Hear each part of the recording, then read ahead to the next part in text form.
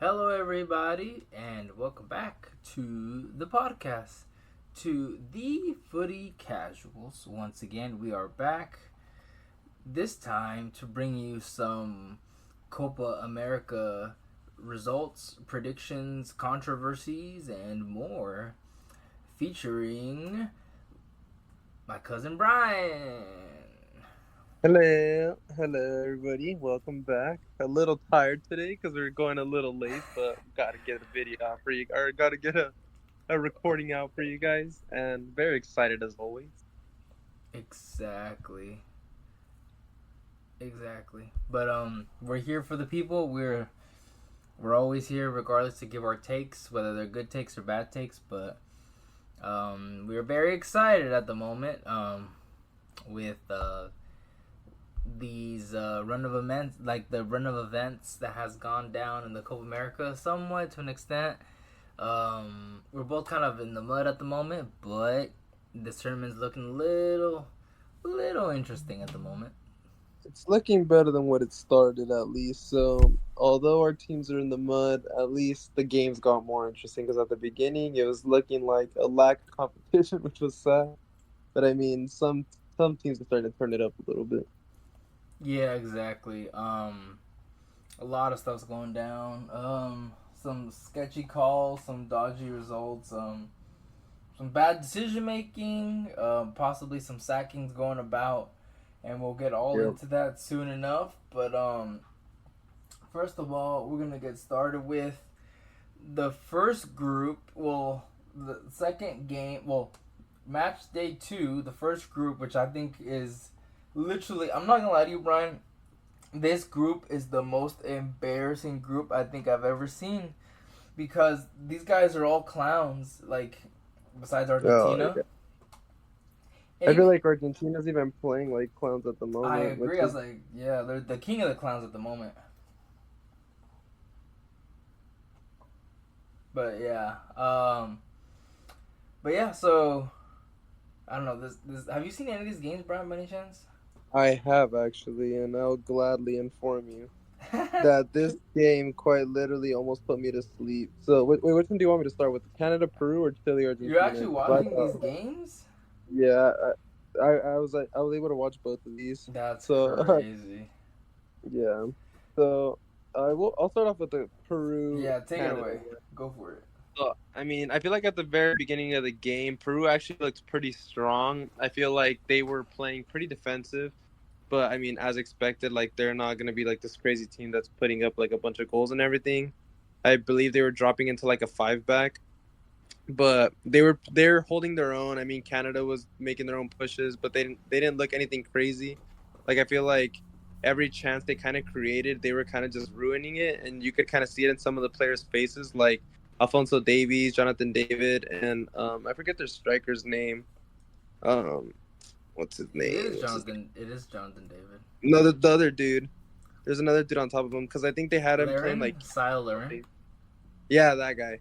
They like all three of them were literally getting like mad back and forth at each other, like because they would either like get a chance created and somebody would like throw completely, or like they were just getting nothing going in the midfield. Like the passes they were doing were kind of horrible, and then I mean Peru was actually having themselves a decent game up until that red card, and I feel like that red card sold them so bad for Peru because I feel like if they didn't, and it was a dumb red card too. Like it was so like avoidable basically.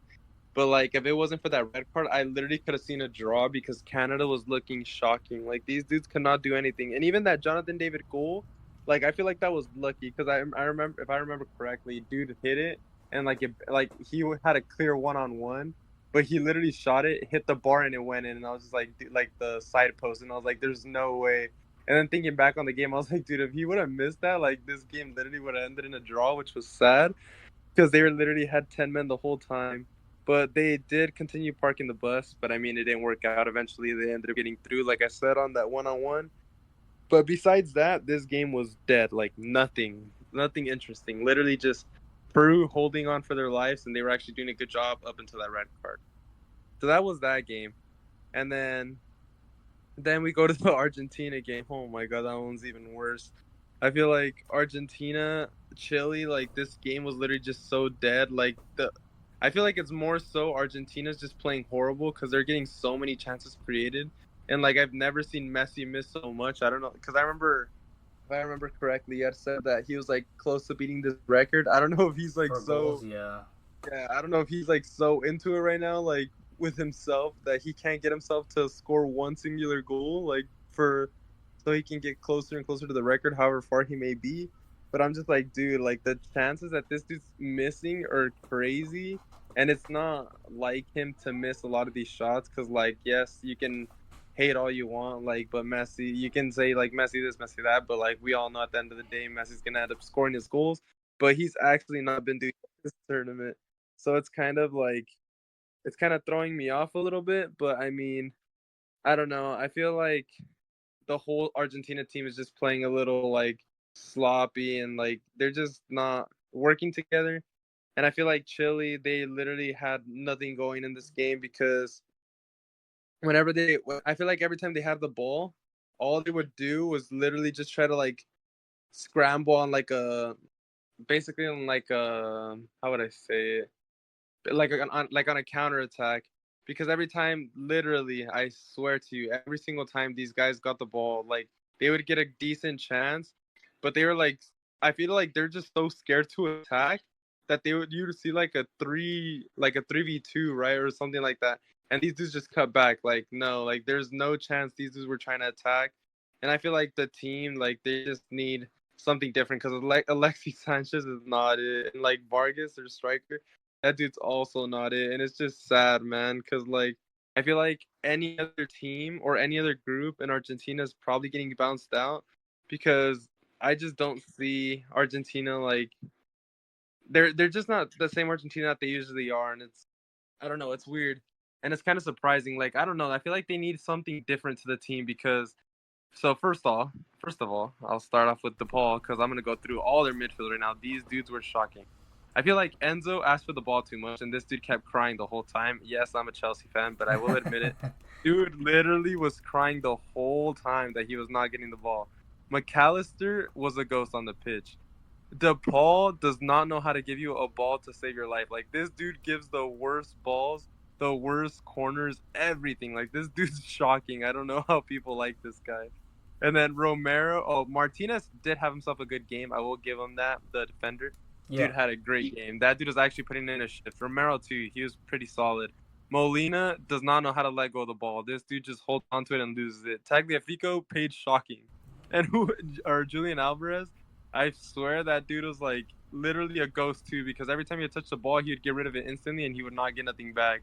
And I mean, there's Messi, but like Messi's kind of like he's more of like that Ronaldo role right now, where he kind of just like give it to him, but like if you don't set him up, like you can't really expect much. Yes, he's still Messi, but like he's not Messi of what he used to be.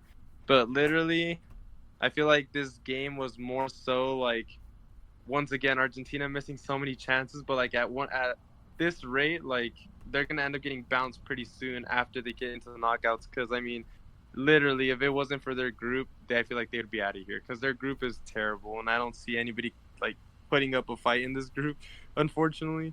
So lucky for them, you could say it's rigged, but I mean, hey, man, that's just literally that's just this group to sum it up. Like, it's just been a shocking group. Yeah, I don't know, man, cause I feel like it's scripted, man. Like this group is ass one, and two, if they win this group, which they will, cause this group is ass, they literally get the easiest side ever, which makes no sense at all. I don't understand Yeah. it. It's ridiculous, and I hate it. But I don't know, man. But their form is kind of lackluster, so I don't think they'll win it all. We'll see what happens, but the way they've been Yeah. playing is looking like a shit show. So I don't Yeah, know. I'm starting second doubts too, and I'm not gonna lie. Like every time I've been watching them recently, it's making me like less and less confident. Like even though they're like you said, they're gonna be on the easier side. I feel like that's not even gonna be enough. Like they're No, usually yeah, the team that's putting up a bunch of goals. These dudes have been scraping 1-0s against like Peru and Canada, or not Canada and Chile. I mean, yeah. Like, come on, I don't even want to know what the Peru game ends up being like a draw or something. Like, I've completely lost all faith. Oh my god, that that'd be hilarious. that would like top it all off for me. But yeah, this group has just been very boring and lackluster, which I thought, like me in my head, I thought at least like Argentina would do their stuff and then Canada would have a pretty decent tournament. But Canada's also been pretty bad. If it wasn't for that red card, they probably would have drew that game. Yeah, honestly, you just never know how things are gonna go down. But I don't know, like Canada, like everybody in this group, let me down. Chile, oh my god, they need an overhaul so bad. Everybody's missing sitters opportunities. I'm just there, like I'm just shocked at the opportunities that they're missing. Like they don't deserve to be here at this point because they're That's playing what so horribly. I'm saying. Like, dude, like the chances they create are like so huge, and then they're just like, oh, like the shots they take are shocking. And I will like I know we said we'll get to it, but like even like the Mexico game, like dude, some of the shots they create too, and like they take are just shocking. Like Yeah, I was like, how do you get such a like opportunity and choke it that bad?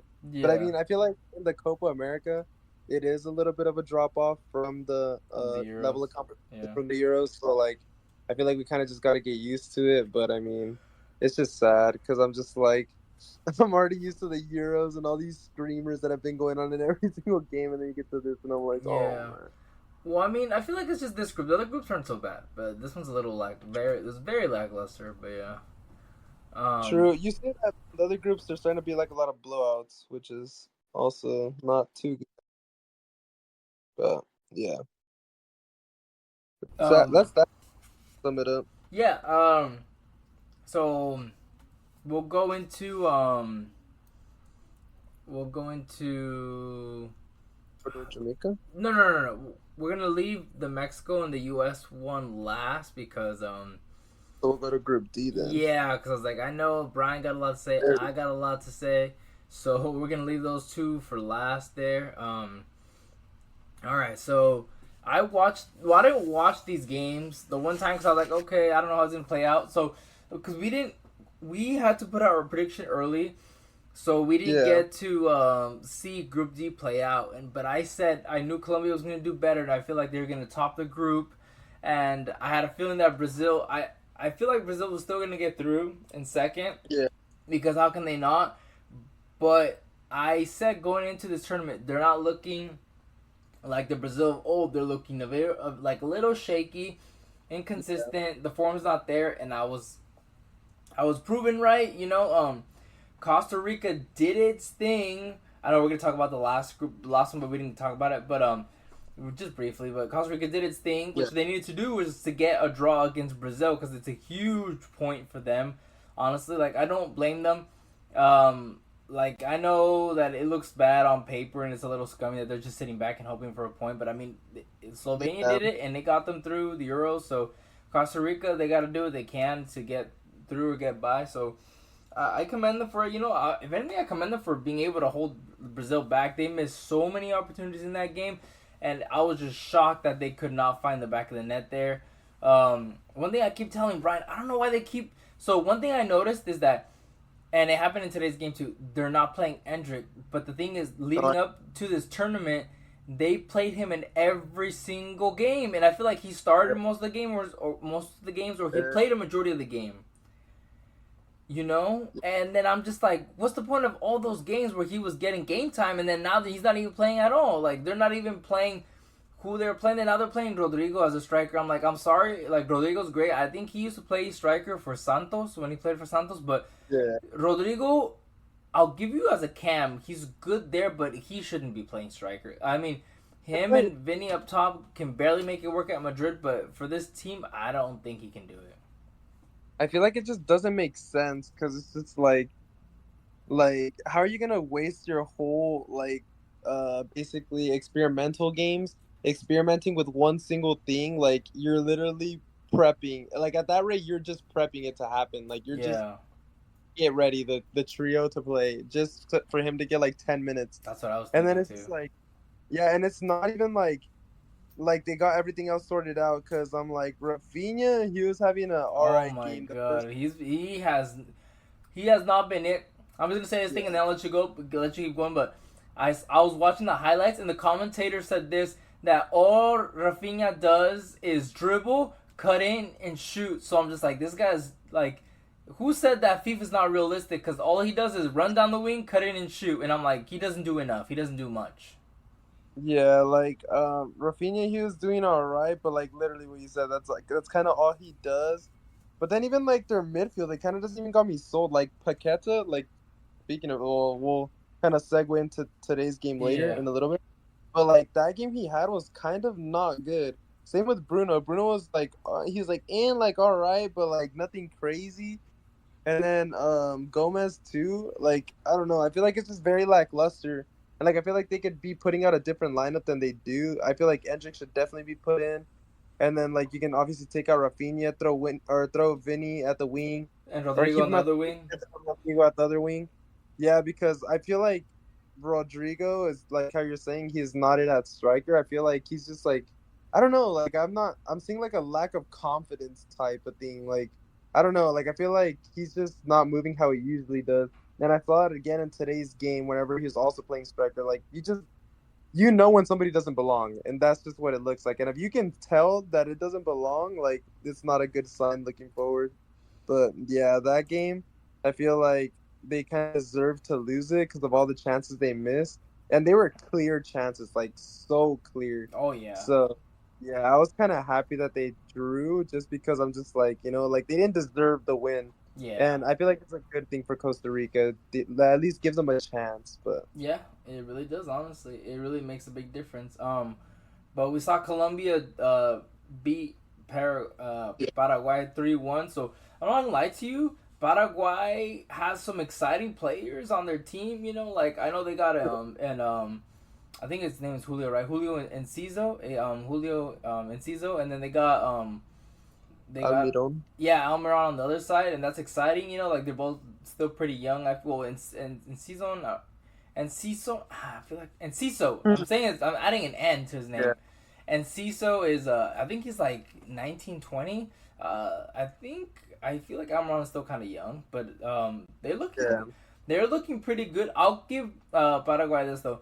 I'll commend them and respect them for not sitting back and just going for like draws. Like I know Costa Rica did it, and like I'm not to say yeah, anything bad about them, but the reason why it worked in the Euros is that a third place spot will get you through with at least 3 or more points, and that's what they did. But you can't go through with third place spots here, so yeah. they knew that you have to go open. You need to open up and just go for it and just hope for the best. And they had some good opportunities. Like honestly, like I know on paper, if you see the score, you're like, oh, they got blown out both games. They got destroyed. Like they did horrible, but they played really well.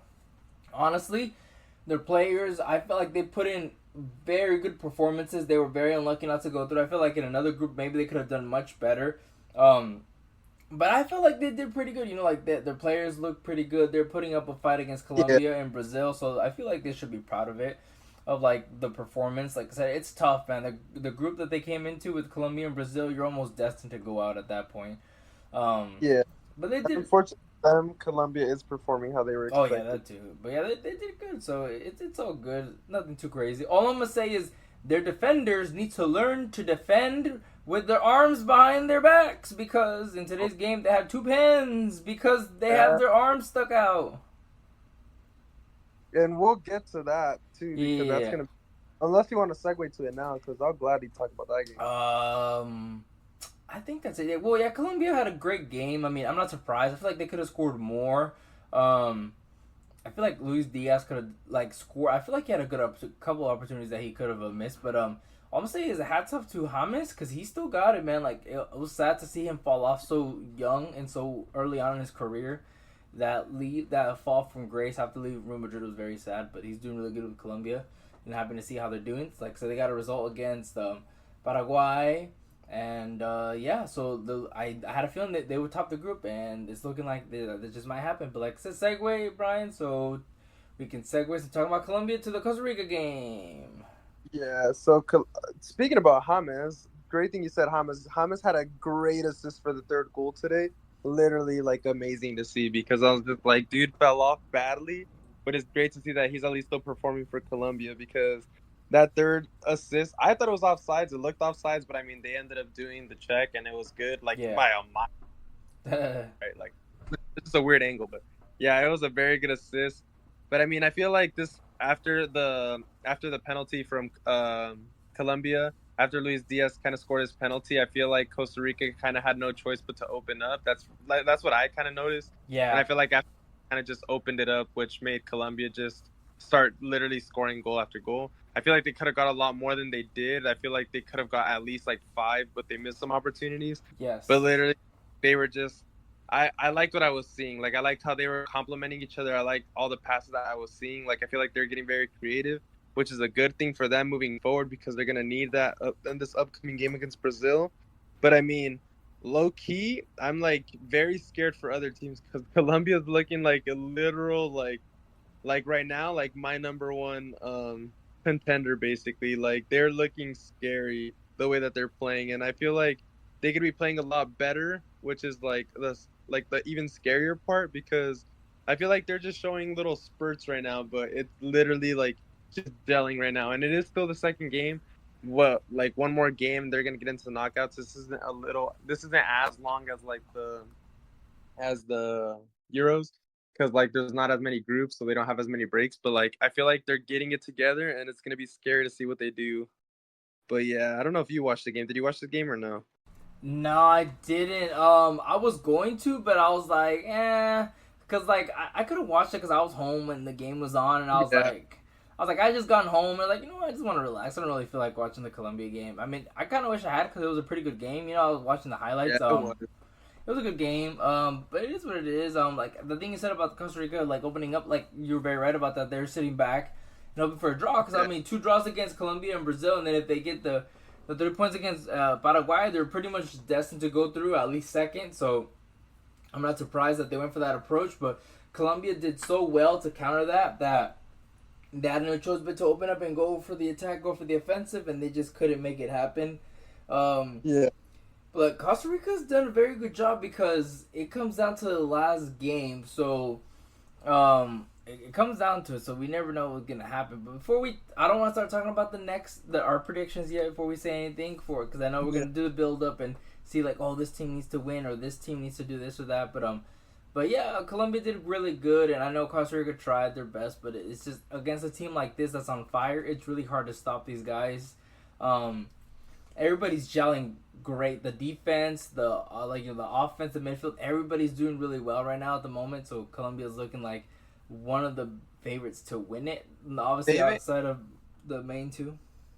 they even got the set pieces going, which was kind of like a scary thing because I mean Sanchez scored a crazy header, Yeah, and then prior to that they almost scored like another crazy header. So like the other one, I don't know if it got shown depending on which replay you watch, but like there was like a crazy opportunity that one of them had and a set piece too, and I was just like, dude, I like think I saw it. whenever you get set pieces going too, that's just like a scary sight because I'm like, dude, you literally got everything like flowing, which is what you want to see like if you're on a team, but. Exactly. Yeah. It's hard to be good. Like most teams, like struggle with set pieces, but they're doing Yeah, pretty good at the moment. they're so well rounded. Yeah. But that leads us to the last game of the group here. So the Brazil and Paraguay. I Um, also, you watched this one?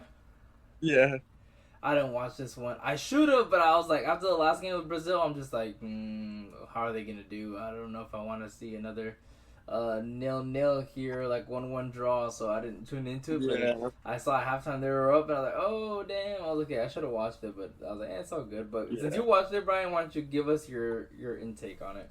Okay, so I'm gonna give a very hot take right now. Do not let this score fool you. Brazil played horrible, in my opinion. Okay, the first goal, don't get it twisted. The first goal was very good. I feel like they created it very well, and Vinny like went past the keeper. They did it like a very tiki-taka type of ball, some Barcelona ball, you would say. Yeah. But we saw some tiki-taka into the passes. He gets himself in the box, dribbles past the keeper, and just kind of slides it under him. Very good goal in my opinion. That's kind of something we wanted to see, and I feel like in this game, I seen Vinny take over more of the Brazil team than like he did in the past games, which is like I don't know if that's what they need. I feel like if they had Endrick, he wouldn't need to do that. But like I literally kept seeing him slide into like the striker. Like I feel like whenever I was watching the game personally, it felt like it was more of like a him and a Rodrigo at times, like both kind of sliding in at striker. But because obviously he still had his moments at the left wing wherever he was just cooking everybody with the speed. But for that goal himself, like itself, he kind of just like dribbled himself into the box, scored. But then the next goal, I believe this was Savio's. This was a lucky rebound goal. It was lucky. I'm pretty sure Vinny, he's the one that took a shot and it just bounced straight into Savio, so he kind of got it in. But that was like very lucky. So I personally don't count that. I just feel like he's just at the right place at the right time. Not like skill related. It just literally just happened to be there. Also, before this, Paqueta has a penalty. Dude misses it. Whenever they showed his face, my man looked terrified. He looked like he did not want to shoot the penalty. He was complaining that he wanted to shoot the penalty to start, but then after he looked like he was regretting his decision because this man looked like he didn't know what he was gonna do, and I instantly saw it. I remember my dad was watching it too, and I told him I was like, dude, I was like, watch, he's gonna miss right now, and then he's like, no, no, no, it's because he tries to say that the Brazil games are rigged. I was like, all right, just watch. And then he shoots and he shakes it right, and I was just like, dude, I was like, I told you, I was like, you could see it in his eyes, like, dude looks so unconfident, and like I feel like that kind of demoralized his kind of morale for the game until the end where he ends up scoring another one. But so then ignore that, right? So then we get to the third goal. Another literal like tap in. And this once again, That was a Brazil, mistake. yes, they did have the pressure. They did have the pressure on the defense. They got the defender to go all the way back. He tried passing it back to the keeper, or like I think they ended up trying to kick it out, and it lands straight into Vinny. And if you look closely, Vinny had pre-kicked to like try to do, I don't know what the heck he was doing, but he like pre-kicked and it lands perfectly into his kick and lands like perfect in the back of the net. Once again, this is a mistake from Paraguay. This is not Brazil creating anything. This is literally simply a mistake. So then this is the third goal. Then you get to the fourth goal. Don't get it twisted. Again, it was not Brazil creating anything. It was literally like they take a shot and Paraguay does not know how to keep their hands by their back or like on their side. And this dude gives them another penalty, which Paqueta eventually scores. But I'm just like, dude, like, I don't know. Like, I don't know if it's just me, but like, they did not look. Yes, they were a little bit creating more than they did in the first game. But even if you look back in the first game, they did create a lot. They just weren't scoring anything. And I feel like today, it was more of like they kind of got lucky and like things were falling into their hand than like anything else because like I feel like they didn't show the level of skill that they did again. And I feel like Brazil's starting to showboat a little bit, which is kind of like concerning me because like I don't know if it's getting into their head that you know how all these things that like Ronaldinho and them are all saying how like this is one of the most boring teams and like this and that and like that they're not even gonna get watched and all this stuff that's going on. But like I feel like I'm seeing a lot of showboating and it's kind of just they want to prove that they're still the same Brazil team that they were before, which is like I don't know, like I don't know what to say. Like I don't know if you've seen that video of like Vinny like trying to flick it over defender, and I feel Yeah. like if it's ever defender, that thing is not going like doing anything. But since that defender's kind of shite, he kind Yeah. of gets it to work. But I'm just like, dude, like what are you doing at that moment? Just play normal. Because Yeah. whenever he was playing normal, this dude was like breezing past them like easily with the speed. You can tell there was a different level in his speed versus their defender speed, and that's like what most defenders he goes against. But yeah, I'm just like I don't know, like I'm seeing like a little bit of a like they're trying to kind of showboat, which is kind of getting me stressed because I'm like I don't know, like I feel like they're not performing to the way that they should be to be doing all that. Like I feel like they're just being a little extra, but yeah, that's what I noticed. I feel like it was more of a Paraguay sell than a Brazil takeover, as you would say, because yes, it does say 4-1, but I mean, it wasn't as pretty of a 4-1 as you would expect. Well, you did a very good job of explaining it. Cause honestly, now that I think about it, you're right about that. I mean, if you think about it, um, two of the goals were some of the goals were pretty much most of the goals were pretty much just kind of mistakes in a way. If you think about it, in a way, like Yeah. the pans and the defending and all this stuff. You're right about that. I think honestly, what it is it's a lot of pressure to suit up for this national team like Brazil that's had so many iconic players come through the ranks They've Yeah. won stuff for the nation, and they're trying to like reciprocate like the former generation of the whole Jogo Bonito and like that style of play where they're like flicking like the ball over here or there, like Yeah.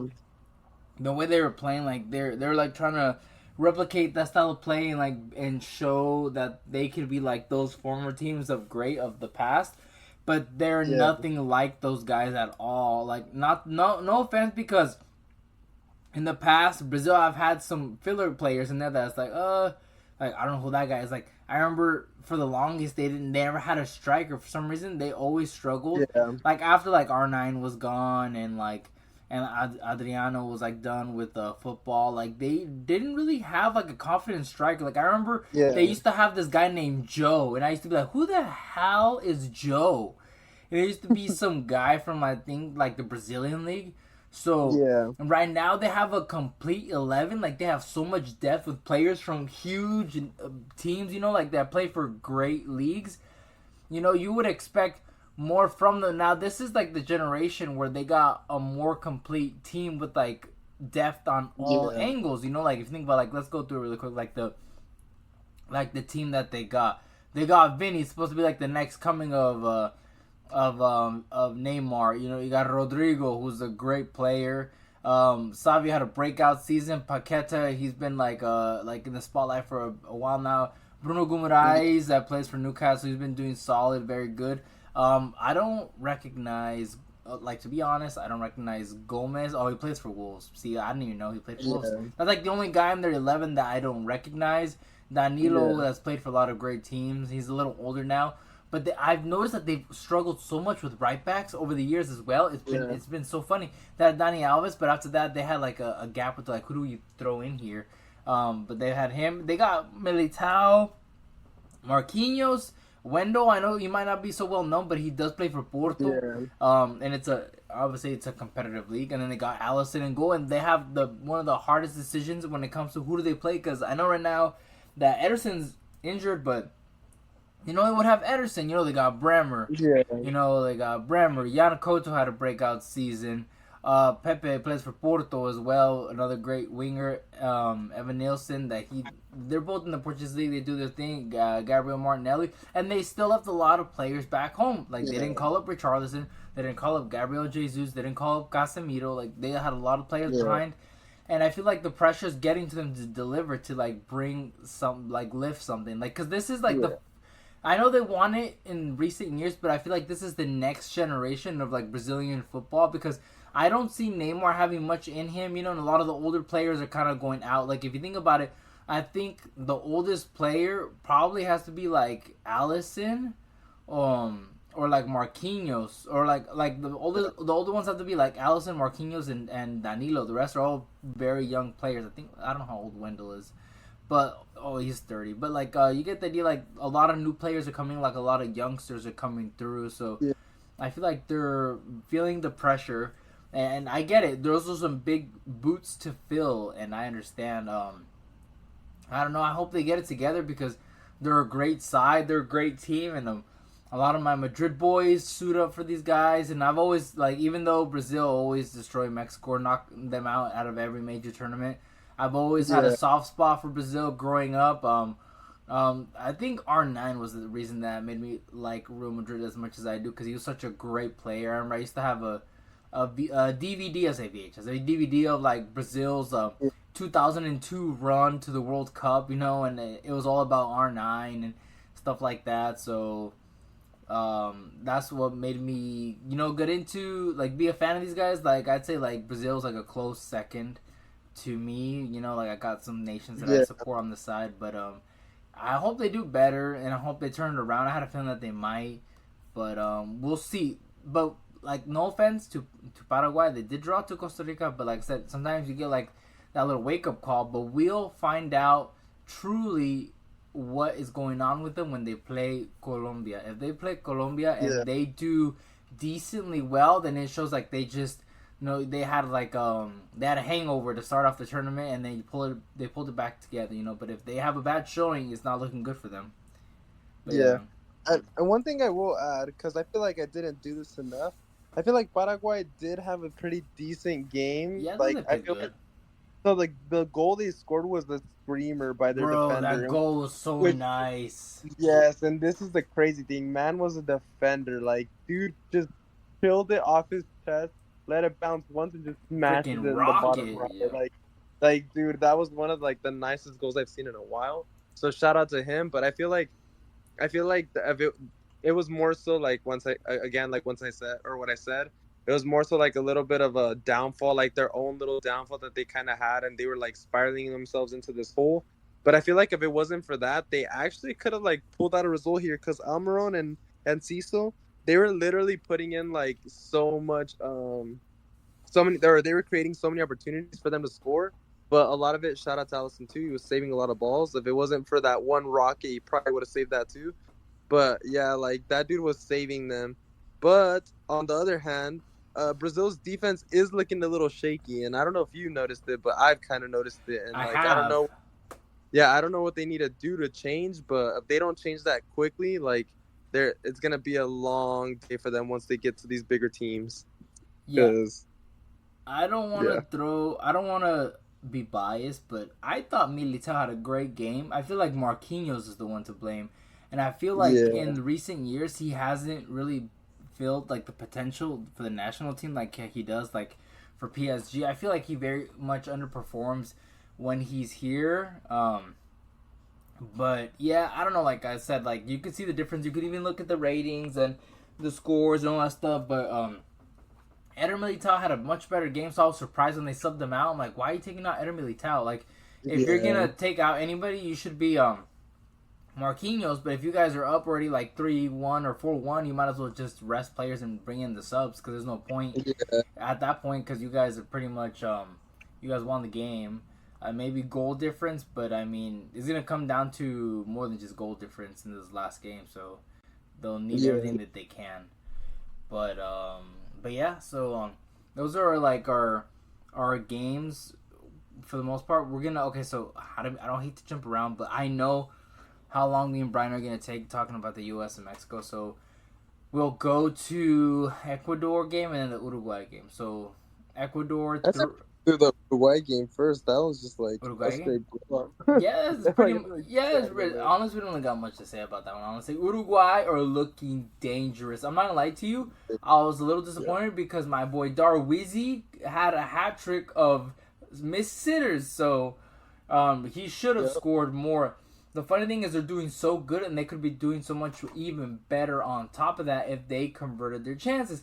Like Darwin, like yeah, I get that a lot of people are like scrutinizing him, saying like, "Hey, no, like just bring in Luis Suarez," but Luis Suarez is way past it, man. I'm surprised yeah, he can still play in MLS right now. I'm surprised he's like he can even walk with his injuries and like the pain that he has and stuff that he's developed. But Darwin needs to really step it up because eventually those missed opportunities are gonna come back to bite them, and then it's gonna cost them the game. But Uruguay looks so good. I was so happy to but see my boy Fede get on the score sheet, but yeah, yeah, but Darwin has scored in like his last 7 games. So he hey, he scored in like has, that. but he should Yeah, have yeah, way more goals in this tournament. He should have way yeah, more. yeah. But I was gonna say, I was like, shout out to your boy because he did end up scoring, and you had him for like the player of the tournament. So I that'll help him. mean, yeah, it'll help. I don't know, man. He's just Yeah, that guy, man. I know it's a different role than when he does for Real Madrid, but Uruguay is looking strong, man. And yeah. then They I are don't. looking very strong. And it's scary because just like literally my only hope for the US was a loss, but they're not gonna lose. Like Well, I think your and I best know chance is a draw, but yeah. yeah, don't forget like it is Bolivia, but still like this is the performance you should be putting up on a team like this. So Exactly. And like I said, when you guys won 2-0, I said that wasn't enough. yeah, I said it wasn't enough, and Uruguay proved to you it was not enough. Five yeah, goals, and they could have scored 7 or 8. They missed so yeah, many chances. Like I said, Darwin missed 2 to 3 sitters, and I'm like, Darwin, come on, my guy, you need to hit these. You need to score these. So, yeah, but yeah, but Uruguay, everybody knew that Uruguay was going to destroy Bolivia. I had a thought that this was going to happen. There was going to be no chance that Bolivia was going to come back. Bolivia's just been very, very, very, very bad. Unfortunately, as a nation, I'm sorry, any Bolivians. It's heartbreaking, I'm sure, but yeah, it is what it is. That's how things be. But yeah, and Yeah, but then our Jamaica game. yes, the Ecuador Jamaica game. So I actually um, didn't catch. I didn't watch this one either. I saw the Yeah, highlights, honestly. But yeah. Jamaica didn't look so bad, honestly. But Ecuador looked pretty good. Um, all I'm gonna say is I felt like they should have got another. They should have got a pen. Jamaica. There was a time where it Oh looked yeah. like a handball, and they didn't call it. So and that would have tied them 2-2, and that would have been a big game changer. So I feel like they were robbed just a little bit. Some of the calls were very questionable, but they did a very good job, and they played a great game. Against Ecuador, they just were just unlucky. I know it was 2-1, and they conceded that last one because they were obviously trying to go all out attack and try and get a like Yeah. equalizer to keep them in the tournament. Because if they get this draw, they still have a chance, even though it's pretty rare. It's not gonna most likely not gonna happen, but at least they go out with something. But Yeah, one thing I yeah, will mention really quickly is that the officiating has actually been a little bit dodgy. Like I'll segue a little bit back to the Brazil game. There was a lot of calls that Vinny didn't get, and I mean like at the same time he kind of does it to himself because like sometimes he does just throw himself and like flop yeah. a little bit, so like he doesn't get the calls he deserves. But there was plenty of calls. There was like at the beginning of the game there was like two or three that he should have got that they just completely ignored. So like hey, I don't know. Like I've starting to see it in a couple of games now too. Like even that one where you said where it was like a miss or where it could have been a pen, because I know exactly the one you're talking about. And it should have been a pen. So it's just like I don't know. Like need to see a little bit more consistency here because it's starting to look a little bit like what we don't want it to be. We don't want the refs to put these games in their hands. So Yep, you are 100% right about that. The officiating has been shocking, and I'm amazed by it. Like that they haven't made any changes. They haven't let any refs go yet. But I hope things get better come the knockout stages because at the moment it's looking like a shit show. We're looking like a bunch of clowns out here. yeah, The way they're organizing this tournament. But Ecuador would just always look so strong. It makes me think what would have happened in that Venezuela game had they not lost, had they not went down yeah, to 10 men. Because even though you lose a striker, it still like affects your whole team because you're down a man. Um, yeah. so it makes a huge difference. As Brian would know about being a man down.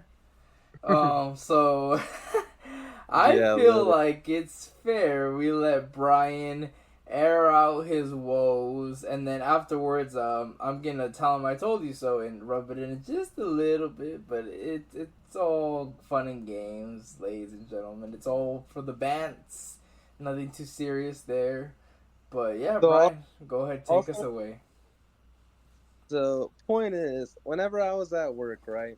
I I was at work, and then I remember that the USA game was on, but I was like, dang, I can't watch it right now. Like I'm at work, but I was like, you know what?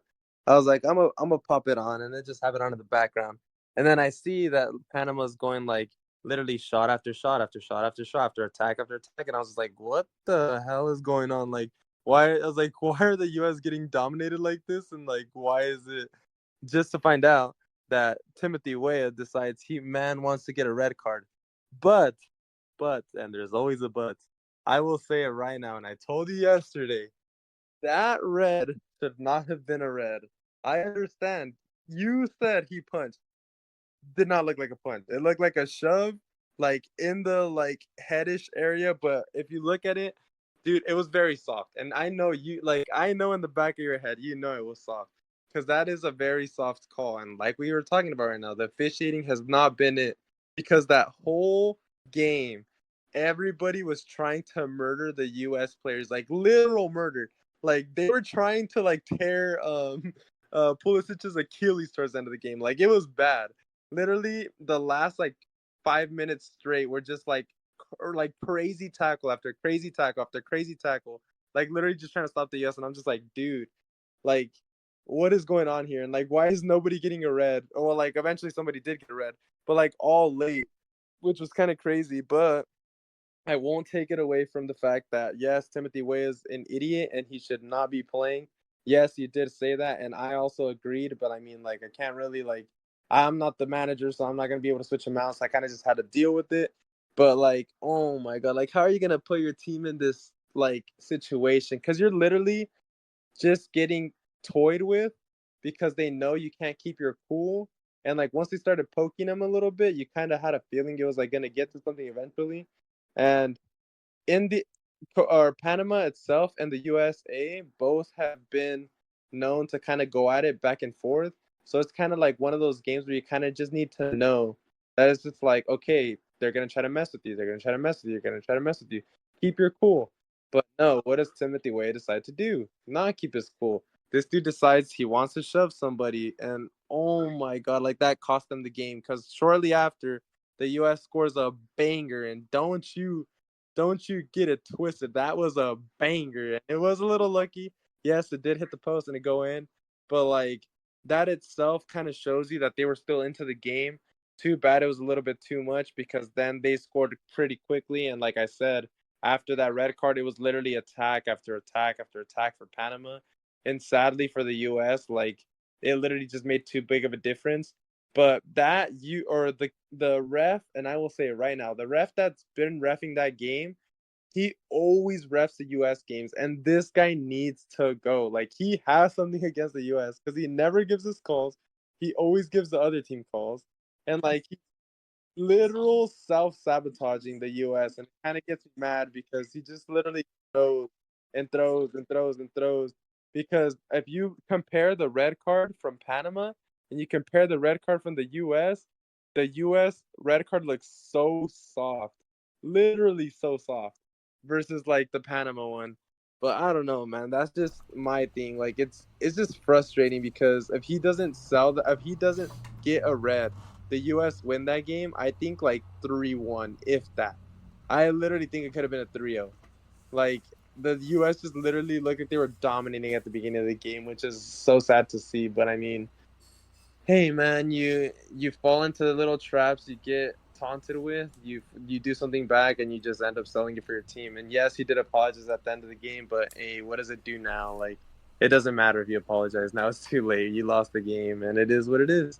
And for all you saying that Brett Halter just like it's his fault, it's not his fault. It's Timothy Weah's fault. Literally his fault.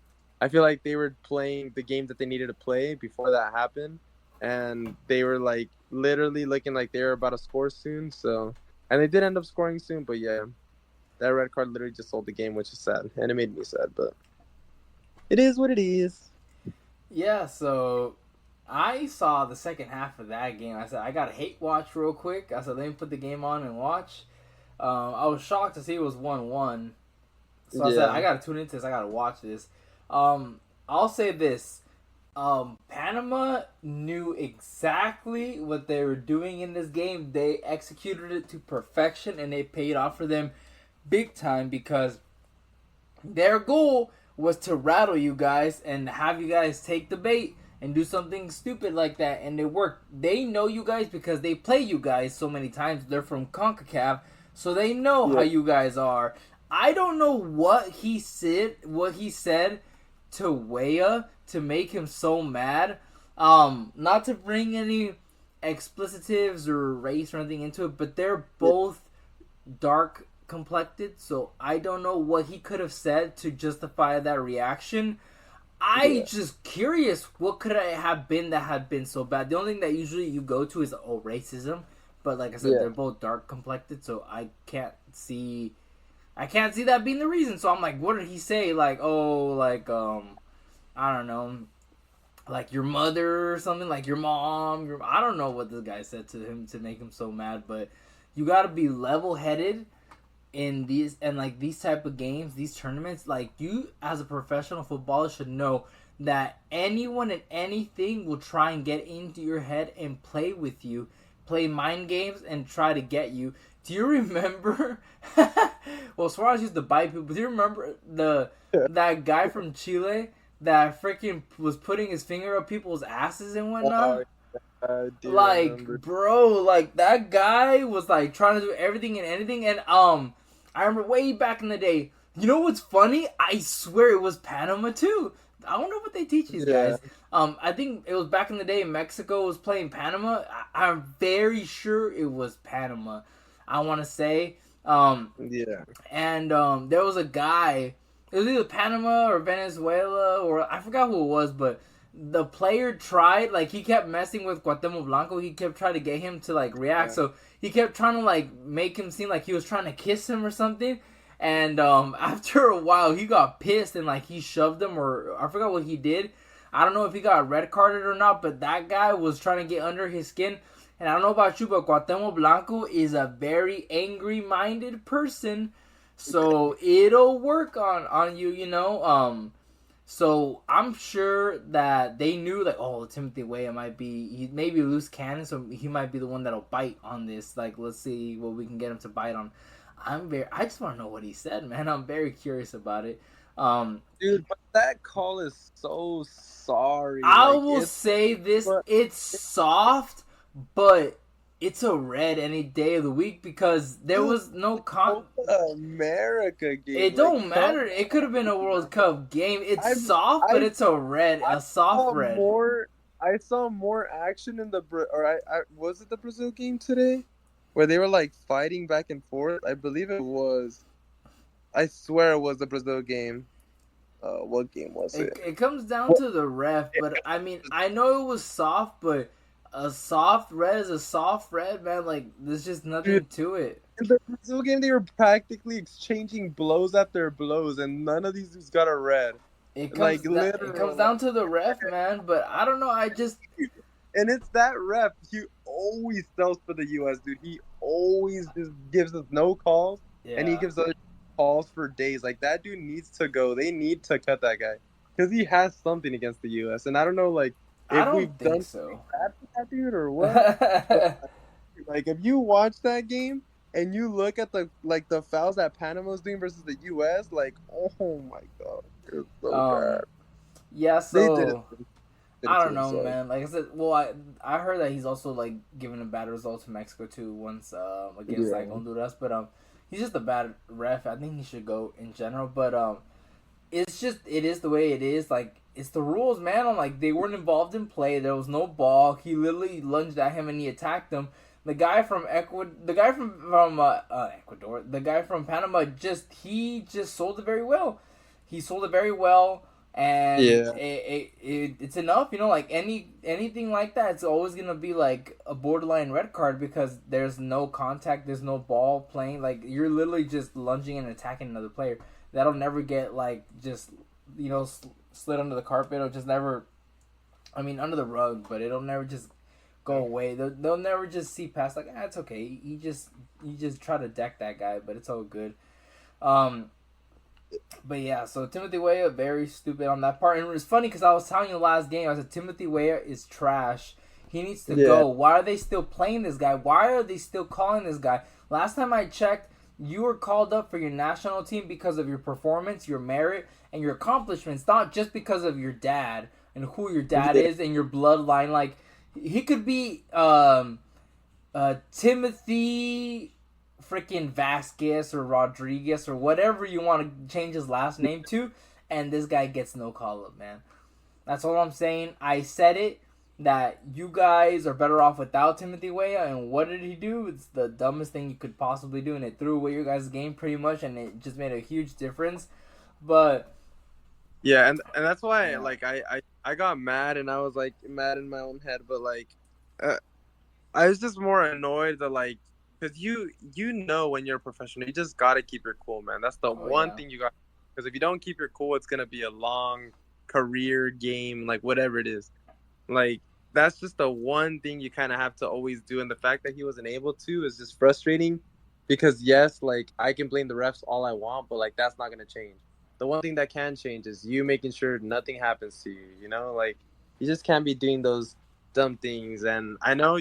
So before I get back to this negativity, I do want to shout out Balogun, because this man's looking like a superstar, man.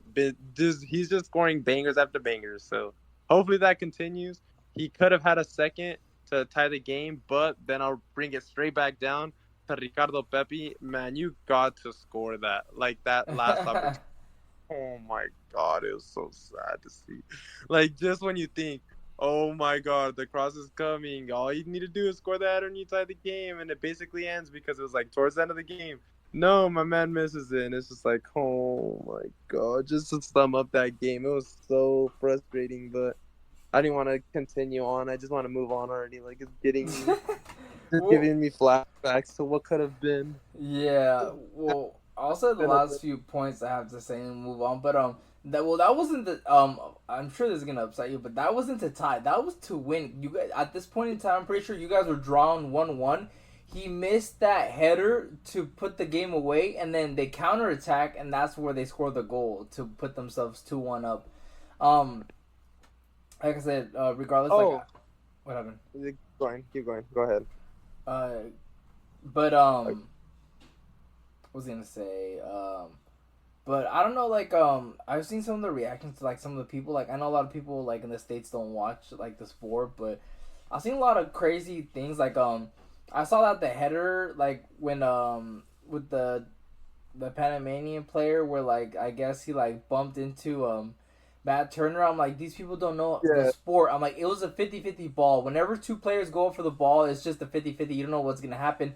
Just like whenever players go for the ball and they crash or they clash heads, I'm like, just look at that, like the Raul Jimenez like incident. Like, don't get me wrong, I'm upset that pretty much ruined his career, but I'm not mad at David Luiz. Not like he did it on purpose. Like I doubt it was in his plan to do that. So it's just a 50-50. When you go up for the ball, you just never know what's gonna happen. It was unfortunate the way the collision went down, but the player goes up looking for the ball and he doesn't get it, and he just happens to bump into Matt Turner. It's unfortunate, but it wasn't on purpose, and that was sure not a red card because people were calling for a red card. I'm like, that was not a red card offense. It's not even a card offense. They both went for the ball. It was both even. There was no foul. It was just unfortunate. That's what I was. Yeah. I was just gonna say. I was just like, oh yeah, and just for everybody saying like, oh, what happened to Matt Turner? Matt Turner this, Matt Turner that. I better not see you get any slander because the shot that this dude took and like the way he landed was nasty. Like that could have been a scary injury. Thankfully, like, well, I mean, he did end up getting hurt, and I'm pretty sure he left the game like midway. Yeah, he got subbed out at halftime. Yeah, hopefully it's nothing like too crazy, but like from what I've seen, it's nothing too crazy, and I think he'll be good.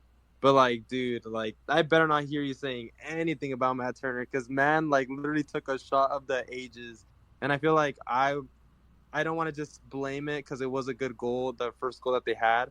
Like, yes, it was a good goal, but I feel like if he was like completely 100% okay, I think he saves that 100% of the time. So, bro, that shot was so bad.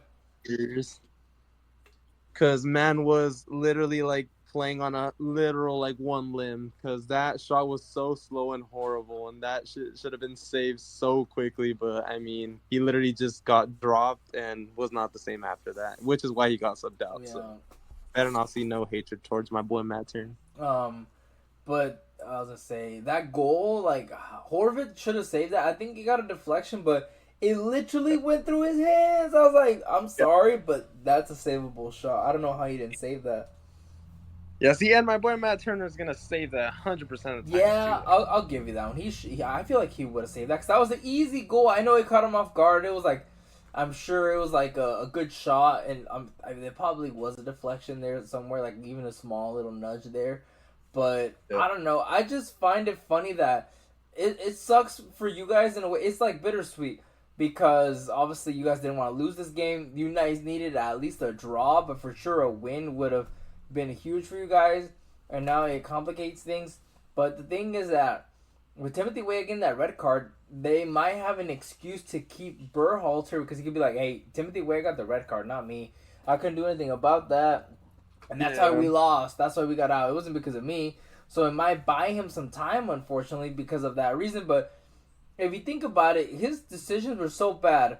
First of all, why would you go defensive? They went into a 5-back. Yeah. So they literally subbed in a 5-back.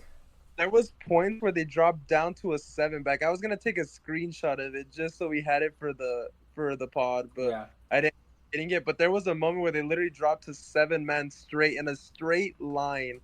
It was like so like, oh my god, it was sad to see.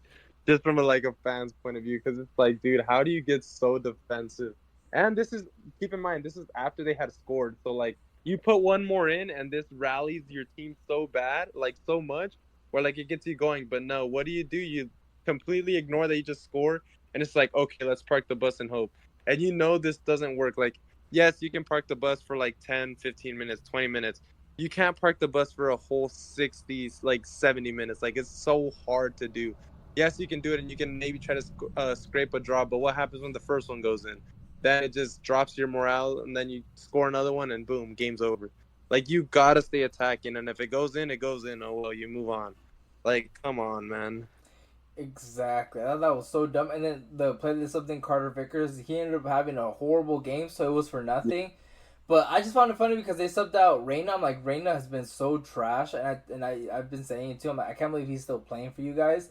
And the Yeah, fact that you guys left like one of your best players on the bench in Eunice, like I might be a little biased because I'm a La Liga fan, but I feel like he's a good player in La Liga, and the fact that they literally didn't put him on is crazy to me.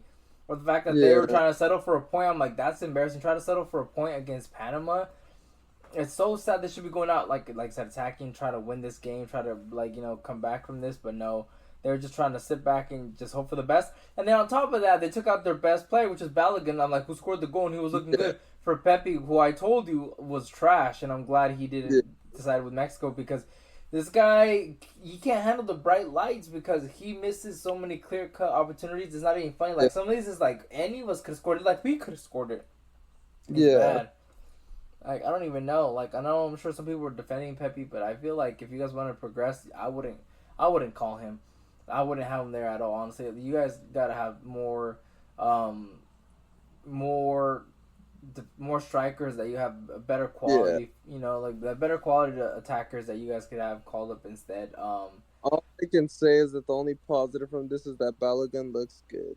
So, Yep, that's about it. But like I said, yeah, that's the only good thing. But who knows? Hopefully, it doesn't mean that Berhalter will keep his job for you guys, for your guys' sake, because I mean, this guy's an idiot and he doesn't deserve to like represent like and coach the nation. But yeah, but it is what it is. It's just funny. Like I told you, Brian, I said it's gonna come down to goal difference. You guys needed more goals against Bolivia. You never know what's gonna happen, and this happens, and now but literally.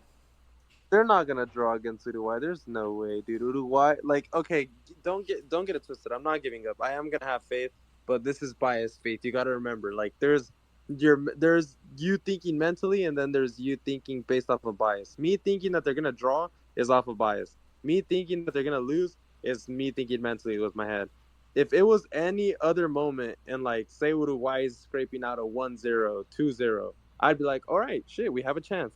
They've been banging out goals for goals for goals, and like all these opportunities that they leave on the table, like they're gonna fall in one day, and that day is coming up because like they're looking crazy right now. So like if it wasn't for their crazy form right now, I would have a little bit of faith, but their form is just too crazy to even feel like we have a chance. So it's just, I just say it's over already because like it is, man, it is.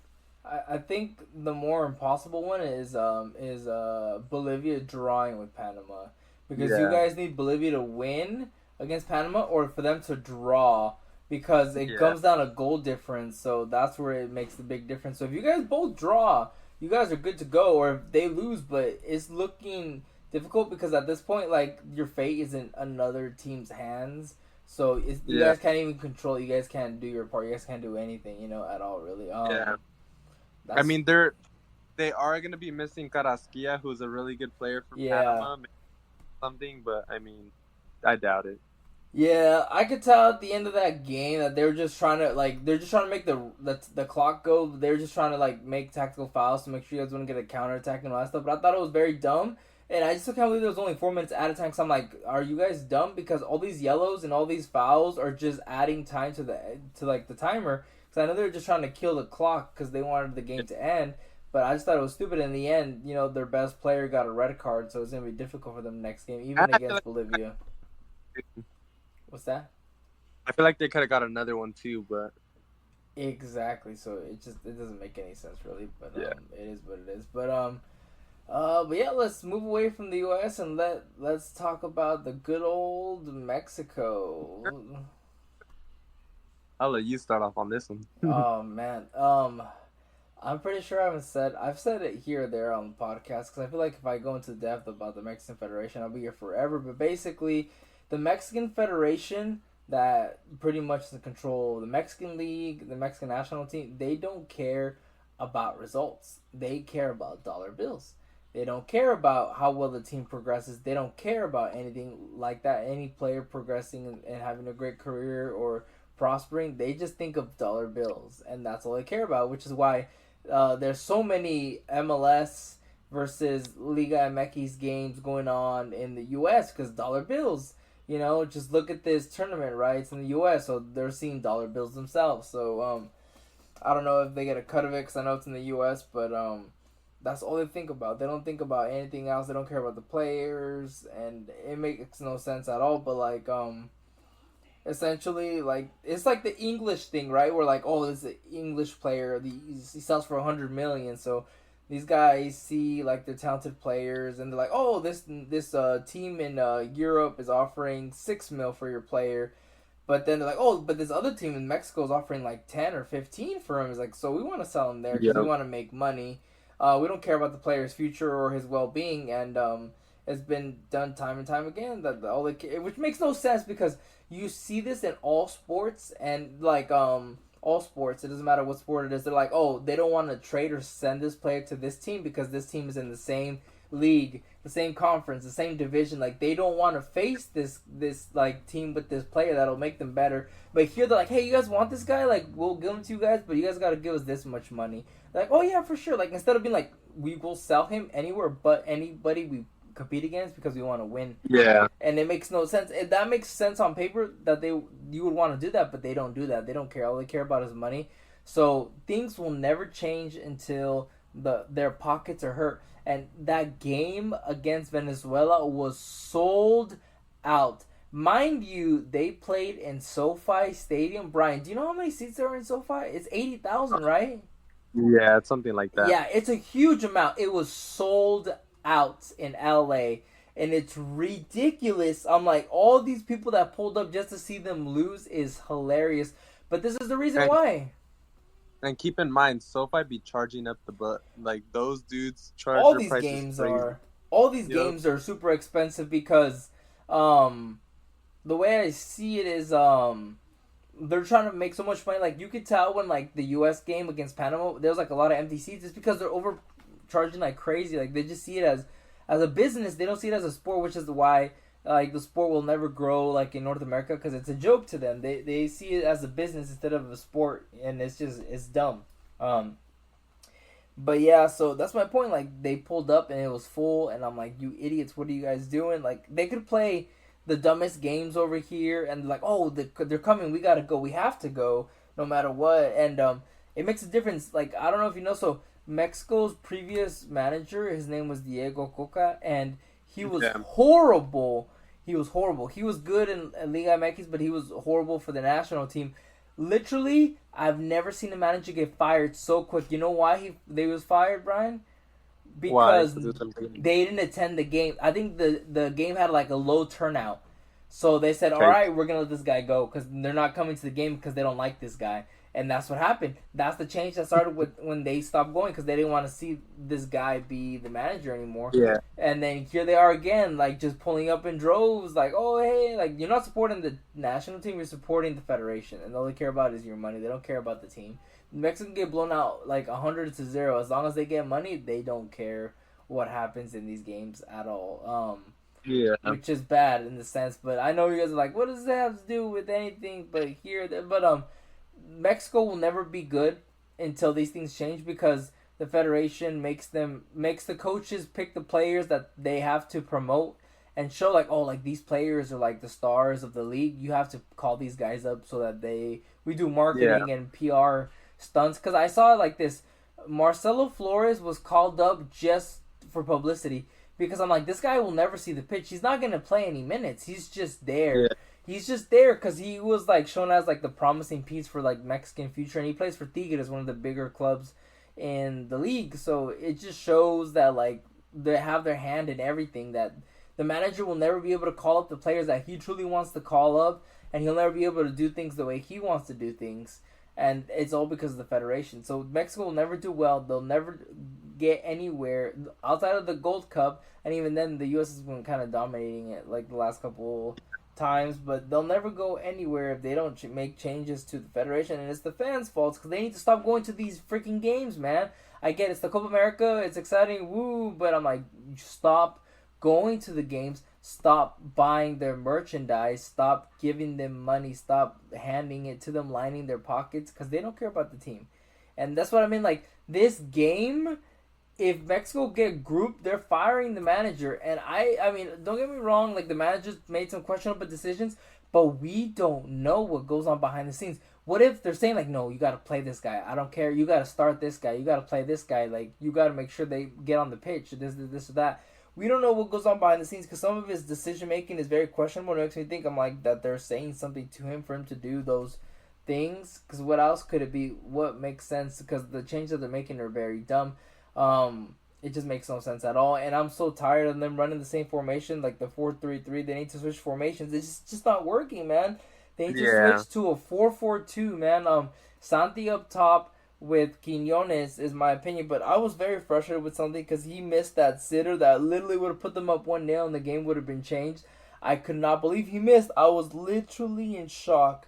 I couldn't believe it that he missed that shot. It was like a sitter. One thing I will say is that Santi he has not been performing recently for Mexico. Like, this dude turns into a ghost when he plays for you guys.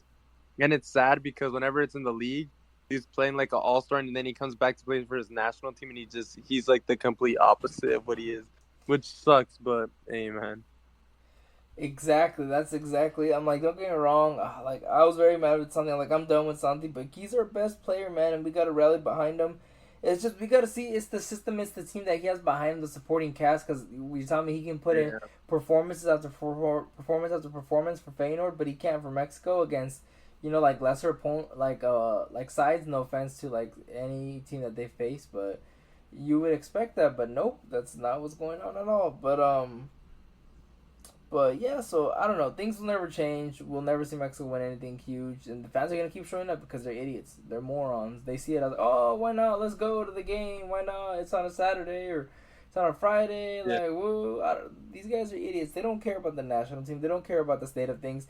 They don't care about our future and our youth players and growing our league and growing our players. They only care about just dollar bills, man. Your dollar bills precisely. So that's what I meant by, like, obviously gameplay wise. I was gonna say I'm tired that they keep playing Antuna. I'm like, Antuna hasn't been doing much really at all. Like, I don't know why they keep playing him. Charlie Rodriguez. Oh my god. But what were you saying about Antuna? That dude needs to go. Like, the crosses that dude puts in are shocking. Like, you can even see video. There's a video of a cross that he does, and then you can see Edson Alvarez's reaction. Like, he just like literally looks like disgust at his cross, because like this dude puts in the worst crosses of all time, and I feel like he's always losing the ball to himself. But that's the one player I really noticed that like he's been bugging me a lot, and like he needs to go. And Quinones, that dude's gonna end up like Timothy Weah. Like, quote me on it right now. This dude cannot keep his cool to save his life. So I'm waiting. He's very hot-headed, and I saw that in that game. They had to calm him down. I'm waiting for that dude to get his card. I'm waiting. Yeah, I mean, I wouldn't be surprised, honestly. But yeah, and then Charlie Rodriguez. This guy needs to stop. He's played 50 games for Mexico. He has 0 assists. He has 0 goals. Why is this guy still playing? Why is he still getting minutes? Why is he still a starter? Yep.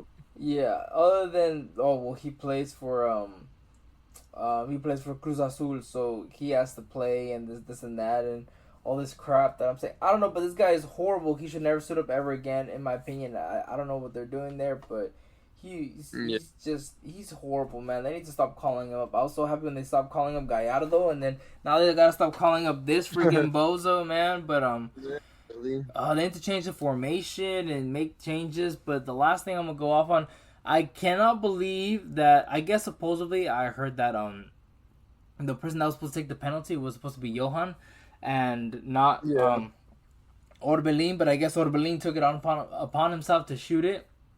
And I said this, whenever a player wants the pen and they forcefully take it, they almost always miss, do they not? Yes, they And do. exactly, and I was like, bro, what is this guy doing, man? And like that's the case, and that's true, and I'm like, that pissed me off because obviously his penalty was horrible. I don't know what the heck he was thinking, man, but that cost him the game. They could have drew that game, but instead they ended up losing it. And honestly, I turned the game off when Alexis Vega got subbed in, and the first thing he did was he literally got rattled, man. Like these guys get rattled too easily. Like the Venezuela guy just stood there, and then like he bumped into him, and he got mad, and he shoved him, and he got a card for that. That's when I turned off the game. I was like, no, I've had enough. I can't. I'm like, are you serious? Like you're gonna do something so stupid as that and get a card for it? I'm like, it's so unnecessary. You just got subbed in. Yeah, God, one thing I will say about the penalty thing is, for those of you who have not actually played like football on like actual pitch and everything, keep in mind there's always a designated penalty taker. Always. It should never be a decision. It should always be whenever there's a penalty, we know who's taking it. We know he's walking up. No arguing, no nothing. Like that's just who's taking it. It should always be that way because it's always your best player. You should put egos aside. Yes, you got the pen. Oh well, whatever. He's taking it because he's our best pen taker. He's gonna make it. That should always be it. So like whenever these people argue for penalties, they always miss, and it's because they themselves are like putting this extra pressure on themselves to make it. When literally you have the person who doesn't feel pressure, like they're the ones that always makes these because that's just them. Like this is why they're the ones that need to take these penalties, and I feel like I don't know, like because the Brazil one too. I feel like there was a lot of people arguing over that penalty, and I feel like that's kind of what also messed up. What's his face? Paqueta, yeah. because I believe both Vinny and Rodrigo both wanted to take it, but then he ended up saying no, and then like this and that. But I'm assuming he's their designated penalty taker since he got to take the second one. But yeah, like I don't know, like I feel like you just always got to go to your designated penalty taker because if not, dude, it literally just rattles everything, like, and it ruins everything. Because you have to put double the pressure on you than what you would normally do when you're just taking a regular penalty. Yeah, exactly, man. But I don't know, man. Mexico's chalked. I can't see. I told you when we did our prediction, I can see them being third before they get first, and I was right. I wish I had Yeah. added in me, but I just said if you don't have faith in your national team, who will have faith in your national team? So I put them second. But man, it's just they let me down, and I'm so exhausted. I'm tired. At this point, I'm not even shocked or surprised anymore. It's crazy. All I gotta say is that when Luis Romo is one of your best players, you know you messed up because usually he's the one that's trash, but he's literally doing a great job filling in for Edson Alvarez, and I don't know, man. But Mexico is just this is like the worst Mexican team I've seen like in my entire life, Yeah. like of being alive. Like I've never seen a team this bad before, and I can't believe it. I'm shocked, but whatever. They But didn't deserve to win, so it doesn't matter. don't they have a somewhat easier path? Like, not saying that they're going to win the next game. But if they If do win the they next game, win, don't they go through? if they win this next game, they will end second, and they will go down the path with Argentina, which is way easier. So they're not gonna win this tournament. There's no way. There's no chance that they win it. Yeah. But if it was to go the distance, they would play Argentina on that easier weak side, and then once they beat them, they face whatever is left over, like some of the easier sides. It would So be their that, best. yeah, this would be their best chance. So honestly, realistically, you want to be second in this group because if you get first, you get the reward of facing up against if Brazil go through of your Brazil, Uruguay, Colombia. You get to play them. That's your reward right there for getting first, possibly. But but yeah. But yeah, that's pretty much it. So that's our kind of reactions. We're just gonna go through really quick and give our predictions of this last final group game, and then we'll end it there. But I've been doing a lot of talking, Brian. So I'll let you take it away with the group A. Who do you see winning? Who do you see? What results do you see? Who is gonna go through in that second slot? And give me predictions because we've been really bad lately about giving our predictions because we didn't even do that with the Euros. We just said who's gonna go through. Prediction for the game? Prediction for the game, and what do you think the table's gonna end up at? Obviously, For the first group, I have Argentina, Peru. I think it's gonna be a 2-0 Argentina. Nothing crazy. I feel like once again they've been very eh. So I'll just give it a 2-0. Canada, Chile. I'll give it a 1-0 Canada. It'll be first Argentina, second Canada. There you go. Oh, you want me to do all of them or No, just that one? no. We'll do each. We'll go one and one. All Um, right. Okay.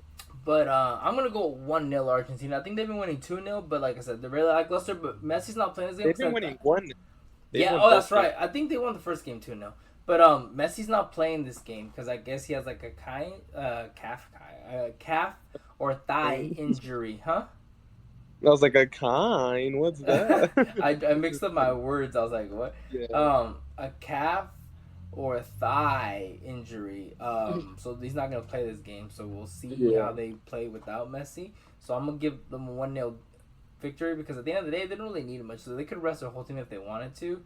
So I'm gonna go 1-0 there, and then Canada. I mean, Chile's just been throwing like crazy. Canada barely squeezed through, so I'm gonna give them 1-0 myself because they barely squeezed through in the last game that they played, even though they should have won a little more comfortably. But it is what it is. But I see Canada going through, and congrats to them if they do. A big accomplishment because everybody else in CONCACAF is throwing.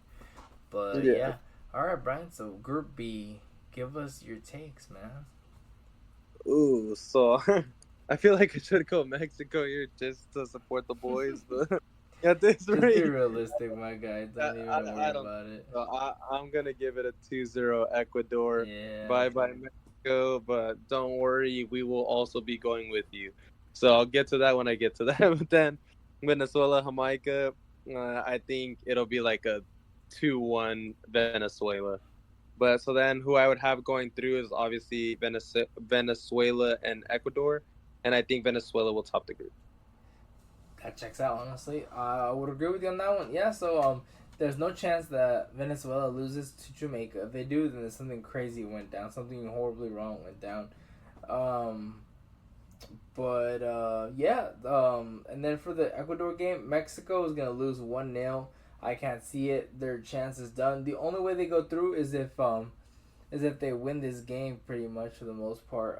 Because otherwise They can't even draw. I just forgot. nah, they can't draw because Ecuador has a better goal difference and more goals scored. Mexico's only scored one freaking goal, and it was from a left back. Yeah, so they're not looking too hot, and I just have a feeling they're gonna get grouped, and then their manager's gonna get fired, and they're gonna bring in somebody else, and everything's gonna change. But Yeah. whatever, man. That's just the cycle of a Mexican fan.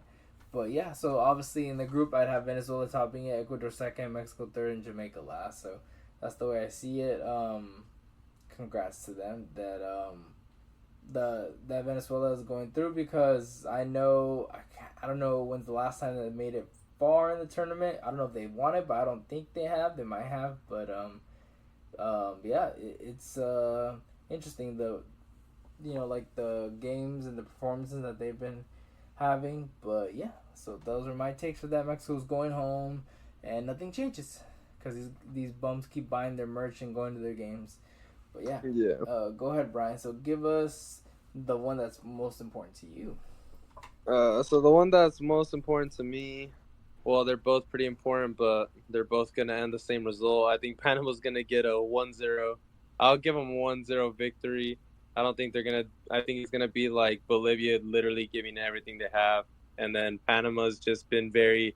Although they did win last game, I still think they looked very shaky. If it wasn't for that red card, so I'll just give them the 1-0 victory. Then the U.S. game's literally not gonna matter, but I feel like I'll give them a bit of hope, but the hope dies because I'm gonna give it a 3-2. I feel like they'll put up a fight, but they're gonna lose that game, and they'll probably lose it pretty quickly. I feel like Uruguay will score 3 quickly, and the U.S. will get some back, but it won't be enough. And topping the group, obviously Uruguay. Second in the group, Panama. All right. Very interesting takes there, Brian. Well, at least me and Brian are both very much depressed at the moment at the state of our national teams. I'm gonna try to gas it up a little. I'm just gonna let it be how it is. Yeah, so it's tough, man. But I can't see Bolivia getting any points off of Panama. It's tough because you guys gotta hope for both games to end in a draw, or you guys to win for you guys to go through in the second slot. So yeah. So for that reason, I'm gonna go Uruguay 1, Panama 2, and the U.S. 3. I just feel like Uruguay is so strong right now. And I saw a thing. I guess I don't know too much about Marcelo Bielsa, which is their coach that used to be the coach for Leeds that helped them get promoted. I guess he's known for not rotating his team. So people were saying that that's his philosophy. Like he probably doesn't believe in rotating like the old heads do. Like I was talking like Ancelotti. Like they don't believe in and resting players. They just list their full 11, their best 11, and that's that. Like it's tough. It's tough, but that's how I see. That's what they're saying. That's how they are. So for that reason, I just can't see them doing it. Like if they don't rest their players, then it's done. Because I can't see them getting a result against Uruguay. It's unfortunate, but yeah. So like I said, Uruguay 1, Panama 2, the U.S. 3, and then Bolivia 4. And your score predictions? That's right. I'm gonna go Panama 1-0 because Bolivia is gonna defend for their lives, and Panama's decent, but not decent enough to get like a big score line. Bolivia at this point are just gonna hope to just get some do some shenanigans and see what they can do because they're heading out. And Uruguay, I'm gonna lie to you, I'm gonna go like 2-0. Yeah. Don't blame you. But yeah. All right, so take us away, Brian. Last games here for the last group. So Brazil, Colombia, Costa Rica, Paraguay. I'm actually very excited for Colombia, Brazil. So I'll leave that one I'm for not last. missing that game for sure. I'm watching that one. I'll leave that one for last. But Costa Rica, Paraguay, I'll give it Paraguay 1-0. I could easily see it being like 1-1 or even 0-0. Like I'm not gonna lie to you. I feel like that game's gonna be very average, but yeah, I'll give it to Paraguay. And then Brazil, Colombia. I'm gonna give it 2-1 to Colombia just because I'm telling you, like, don't sleep on the Brazil game today. Yes, they won by a lot, but they did not look that good. So, and Colombia has been looking very good. They've been winning every game comfortably. So, yeah, don't get it twisted. I think Colombia's gonna like outperform Brazil this game, and they'll top the group. And then second, that'll put Brazil. Yeah. Actually, hold on. Let me see if my math even is mathing here. Oh no, yeah. I thought Brazil was on 3, but then I was just like, dude, if they're on 3 and say Paraguay wins, I was like, could they win on like goal difference? But no. The goal difference is gonna be a big difference. Well, Paraguay, there's no way they go through because they have such a crazy goal difference. But Costa Rica, basically, if Brazil lose to Colombia and Costa Rica beat Paraguay, Brazil are out and Costa Rica goes through, which is crazy because their plan worked. Even without the great Keylor Navas, they still found a way to make it through these tournaments. But yeah. Colombia 1, Brazil 2. I'm gonna go Colombia 2. I'm gonna go Colombia 3, Brazil 1. And then I'm gonna go with I'm gonna go 0-0, Costa Rica, Paraguay. Yeah, I could see that. Yeah, obviously the group will end Colombia, Brazil, Costa Rica, and Paraguay. But yeah, so that's our predictions for the third round and where we think the teams are gonna end. But yeah, so that's my third and fourth place teams. Do I give those or just the 1 and 2? I mean, it doesn't matter because they don't go through anyways. Yeah, I'll just do my 1 and 2. Yeah, because it's just at that point it's just for the glory because it don't even matter because they don't even go through. Yeah.